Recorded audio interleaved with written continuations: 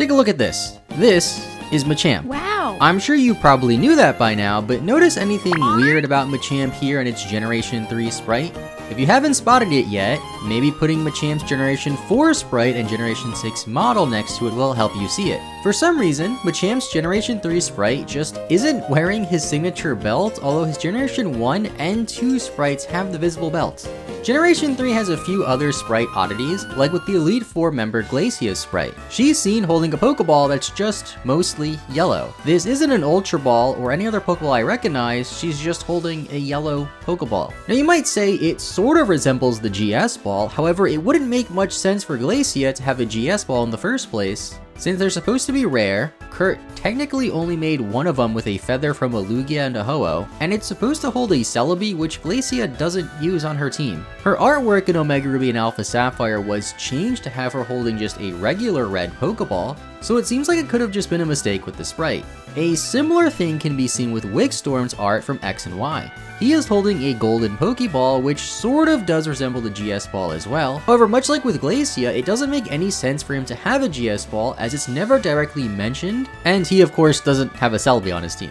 I'm going to just guess that this was a design choice when they were making Wigstrom because him holding a Pokeball that's half gold and half silver just matches the rest of his outfit pretty nicely. Now the last Elite Four member I want to talk about is Bruno.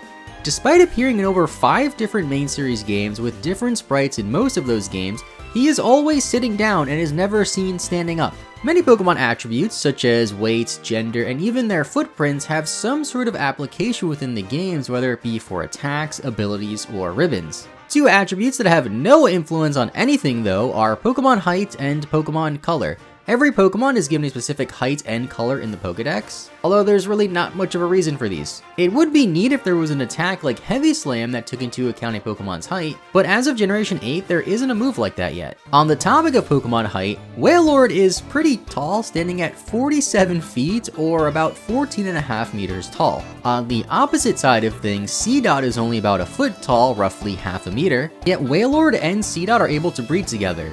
Somehow. The Field Egg group is just weird. Before we continue, here's a quick word from our sponsors, Tokyo Treat and Sakura Co. These are both monthly subscription boxes that send you all of the cool and interesting snacks straight from Japan. Sakura Co tends to focus more on traditional and local Japanese snacks, while Tokyo Treat focuses more on candy as well as things you would find in the streets of Tokyo. This month's Tokyo Treat theme is Akiba Adventure after Akihabara, Tokyo's best spot for everything anime and video games. We have some autumn chestnut Kit Kats, which have a nice hint of vanilla. Japan gets all of these cool Kit Kat flavors. A mystery flavor Fanta that I just had to try because Japanese soda is the best. And I won't spoil the flavor, but it was very good and different from any other soda I've ever had. My favorite were the Gudetama custard biscuits, which were like cookies with a nice vanilla custard flavor. As for Sakura Co, this month's theme is the colors of Koyo, perfect for the autumn season. This box is packed with autumn-themed treats from local Japanese markets like these momiji or maple leaf-shaped snacks that are also maple-flavored, a walnut mochi that was easily one of my favorite things I've ever had in a Sakura Co box, and of course some tea, in this case some Autumn Genmai tea, which is a green tea roasted in a brown rice blend to accentuate the warm golden color of Genmai tea in Japan. Everything in these boxes is fantastic, and if you're interested in trying out authentic Japanese snacks, then use my code PaPaSea for $5 off your first Sakura Co box or Tokyo Treat box, or even both. You can use my links in the description to check them both out and get in on all of these tasty treats. Pokemon cards are a pretty big deal, with countless cards being bought and sold across the world. In more recent sets, rare cards are shown by a star in the bottom left corner next to the set symbol. On the full art versions of the card Copycat from the Evolving Sky set released about a year ago though, the star is just noticeably bigger.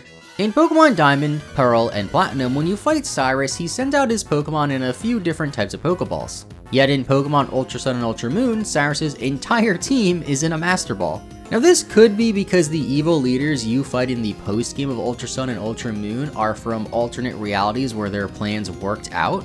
Yet that wouldn't really explain why even Cyrus's older Pokemon that he would have had from before he took over the world would still be in Master Balls. In Pokemon Ruby and Sapphire, the game starts off with you moving there from a faraway place. At first, it isn't stated exactly where you came from, and the only way you can know where you came from is by talking to a random NPC who says that Norman and his family came from Johto. In Emerald version though, that same NPC just says that Norman and his family came from somewhere far away, but then in Pokemon Black and White 2, Norman just flat out says that he's originally from Olivine City. Deoxys is a pretty cool Pokemon, right?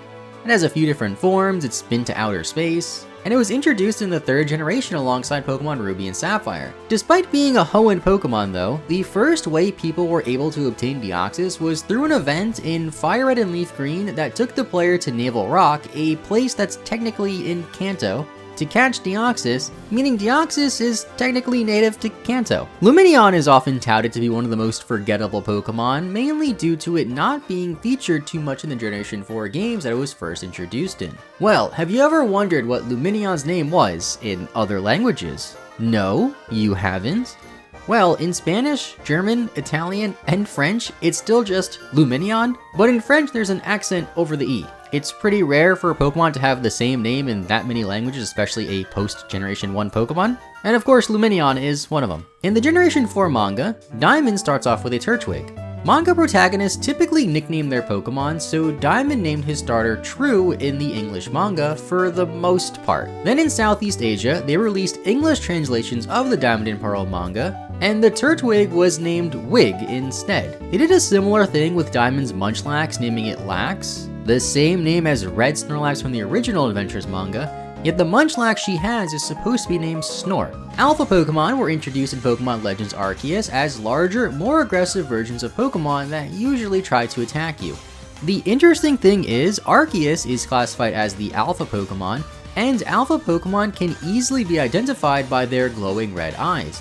Pokemon with multiple eyes though, like Combee or Gastrodon, will only have 2 of their eyes glow red. Yeah, by the way, if you didn't know, Gastrodon has 3 eyes.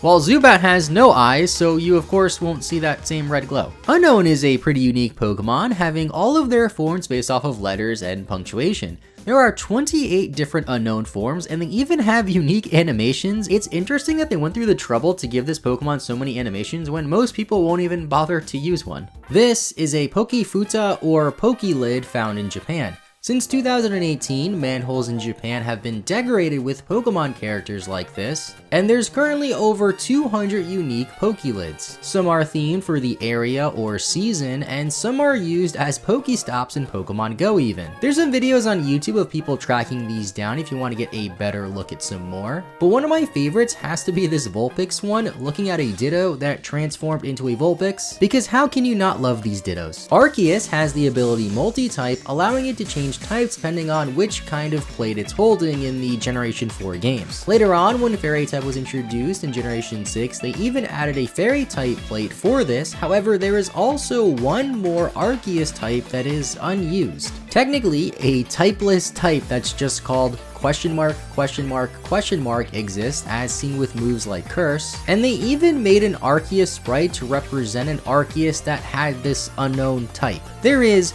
no way to obtain an Arceus like this in any of the games, as it would basically just be typeless, and there isn't even a plate representing this typeless type, so seeing as they went through the trouble of giving Arceus a sprite for this type, and also a shiny sprite for this type, it makes me wonder if a typeless Arceus was ever actually intended. And those are just some more weird, obscure, or even useless Pokemon facts. With Pokemon Scarlet and Violet just around the corner, I'm sure we're going to see a ton more of these weird facts, so consider leaving a like and subscribing if you want to see more Pokemon videos. Thanks for watching, and bye bye.